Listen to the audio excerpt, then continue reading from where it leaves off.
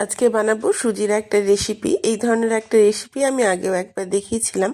সেই একই রেসিপিটাকে একটু অন্যরকমভাবে। যখন হাতে একদমই সময় থাকবে না তখন এটা করতে পারেন।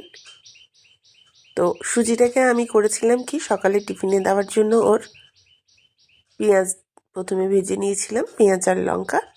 কারণ সেদিন সকালে আমার সবজি ভাজার মতো সময় হাতে একদমই ছিল না। পেঁয়াজটা যেই অল্প ভাজা হয়ে যাবে তখনই এর মধ্যে দিতে হবে সুজি। আমি দিয়েছিলাম মোটা দানার সুজিটা।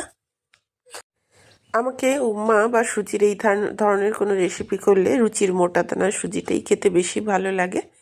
সরু সুজিটা মনে হয় বেশি ঘেঁটে যায়, বেশি পরিমাণে জলের পরিমাণটা অনেক অল্প অল্প করে দিয়ে ঠিক করতে হয়, আর এটাতে একেবারে বেশি জল ঢেলে দিলেও ঠিক হয়ে যায়। সুজিটাকে ভালো করে ভেজে নিয়ে এখানেই দিয়ে নিতে হবে নুন আর চিনিটা পরিমাণ মতো। আমার মনে হলো সুজিটা কমে যাবে, তাই আরও একটু সুজি দিয়ে নিলাম। এবার দিয়ে নিলাম নুন। আর যারা একটু মিষ্টি খেতে ভালোবাসেন তারা এখানেই দেবেন মিষ্টি, আর যারা ঝাল তারা দেবেন ঝাল। আমি আজকে রঙের জন্য দিলাম সামান্য হলুদ গুঁড়ো। এবার এটাকে খুব ভালো করে ভেজে নেব যাতে হলুদটা গন্ধ না করে। হলুদটাকে আপনারা চাইলে এড়িয়েও যেতে পারেন। আমি সাধারণত সাদা সুজি করি বলে আজকে একটু হলুদ দিলাম রঙের জন্য। হলুদ দিলে এটাকে একটু ভালো করে ভাজবেন, আর হলুদ দিলে পরিমাণটা কম দেবেন, আর আমি বলবো না দিলে আরও ভালো। আমি রঙের জন্য দিয়েছি। এবার এটাকে ভালো করে ভাজা হয়ে গেলে চিনি দিলাম সামান্য একটু, জাস্ট একটু নুন চিনির সামঞ্জস্য করার জন্য। এবার আর কোনো কাজ নেই, কিন্তু সরু সুজি হলে যেরকম থেকে থেকে জল দিতে হতো অল্প অল্প করে, যেহেতু এটা মোটা সুজি তাই আর কোনো ঝামেলা নেই।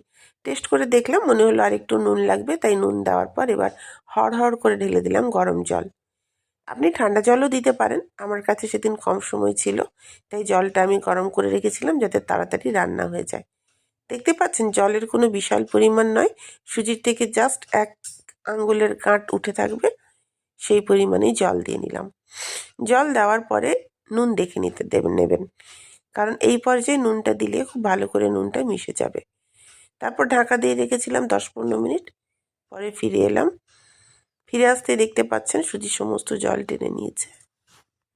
এবার শুধু একটু ভালো করে ভেজে নিলেই এটা ঝরঝরে আর শুকনো হয়ে যাবে। দেখুন এটা কি সুন্দর করে ভাজা হয়ে যাচ্ছে এবং ঝরঝরেও হচ্ছে। ঝরঝরে হচ্ছে না তা কিন্তু নয়। এটা যতক্ষণ ঢাকা দিয়ে দিয়ে রাখতে পারেন, এমনিও গ্যাস বাড়িয়েও ভেজে ফেলতে পারেন, যাই করবেন না কেন এই সুজিটা কিন্তু ঝরঝরেই হবে। মোটা সুজির এটাই হচ্ছে সুবিধে, যে আপনাকে অল্প করে জল ছিটিয়ে ভাজতে হচ্ছে না, আর একেবারে বেশি জল দিয়ে দিলে ঘেটে যাবে তাও না। এই সুজিটা সকালে টিফিন দেওয়ার পরেই ভাবলাম এতে তো কোনো সবজি নেই, তো এটাকে পরে আর একটু অন্য করে দেবো মেয়ের জন্য। তো আবার কড়াই বসিয়ে তাতে দিলাম সামান্য পরিমাণের তেল। এইখানে আপনার বাড়িতে যা সবজি থাকবে, আপনি চাউমিনের যে সবজি দেন সেই সবজি সমস্ত দিয়ে দিতে পারেন। আমি কিছুই কাটিনি, শুধু কেটেছি ফুলকপি আর বিনস।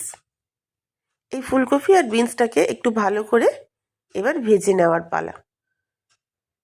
যে সবজি থাকলে বাড়িতে, শীতকালে তো অনেক সবজি থাকে, সব সবজি দিলেই কিন্তু এবার ভালো লাগবে খেতে। দেওয়ার পরে দিলাম সামান্য পরিমাণের নুন। এবার অপেক্ষা করছি এটা একটু ভাজা হওয়ার জন্য। যেহেতু একদম ছোট ছোট করে কাটা আছে, ভাজাটা কিন্তু খুব তাড়াতাড়ি হয়ে যাবে, সময় লাগবে না একদমই। এবার এর মধ্যে দিয়ে নেব একটা ডিম।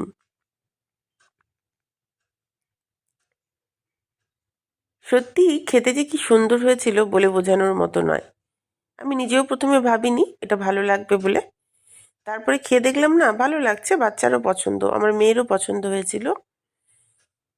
এবার দেব টমেটো সস। টমেটো সস দেওয়ার পরে এটাকে আমি একটু ভেজে নেব ভালো করে। ডিমটা যতক্ষণ না একটু ভাপে শক্ত হচ্ছে ততক্ষণ অবধি অপেক্ষা করব। যখন দেখব ডিমটা একটু শক্ত হয় তখন এটাকে নেড়ে মিশিয়ে নেব এর সাথে। আরও একটু ডিমটাকে ভাজলে ভালো হতো, আমি তাড়াহুড়ো করে এটাকে মিশিয়ে ফেললাম এর সাথে। অবশ্যই এই আঁচে এটাকে ভালো করে মেশানো হয়ে যাবে। এটা যেই একটু ভালো করে ভাজা হয়ে যাবে তখন কি করব, ওই যে রেডি করে রেখেছি সুজিটা, ওই সুজিটা এর মধ্যে দিয়ে নেব। ওই যে সুজিটা রেডি করে তুলে রেখেছিলাম এর মধ্যে দিয়ে নিলাম, কারণ মেয়ের জন্য একটু একটু অন্যরকম খেতে হলে ভালো লাগবে, স্বাভাবিক কথা। আর আমরা ওই সুজিটাই খাবো। এবার এটাকে আমি ভেজে ভালো করে এর সাথে মিশিয়ে নেব। আপনারা দেখেই বুঝতে পারবেন রঙটা কি সুন্দর হয়েছে, আর সত্যি খেতে ভালো হয়েছিল। সবজিটা যদি আরও একটু দিতে পারতাম, সমস্ত রকম সবজি, তাহলে আরও বেশি ভালো লাগতো। শুধুমাত্র ফুলকপি দিয়েছি। আপনাদের কাছে যা সবজি থাকবে শীতকালের সব সবজি ভেজে নিয়েও এই পর্যায়ে সুজিটা দেবেন, তারপরে দেবেন সসটা। সুজিতে সাধারণত সস দিয়ে আমি কোনোদিন খাইনি, আমি খেয়েছি সাধারণত উপমা বানিয়ে। তবে এই সসের সুজিটাও কিন্তু খেতে সত্যি ভীষণ ভালো হয়েছিল।